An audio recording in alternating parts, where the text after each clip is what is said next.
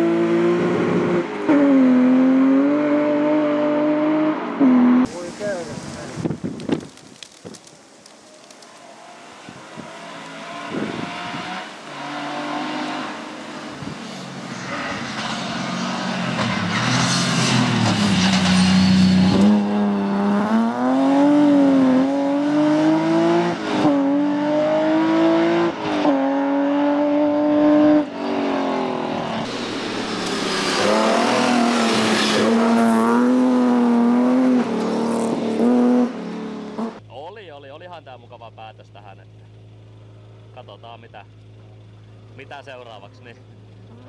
Yes.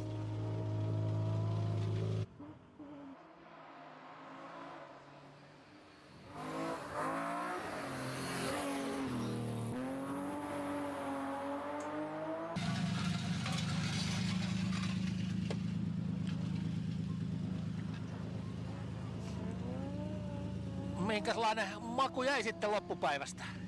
Hieno maku jäi, että varsinkin tuolla EK5 oli ihan pirun komeet viirit lähdössä. Se oli päivän parasta antia tämän hienon reitin lisäksi. Mites muuten sun osalta tää kausi? Vastasko odotuksia?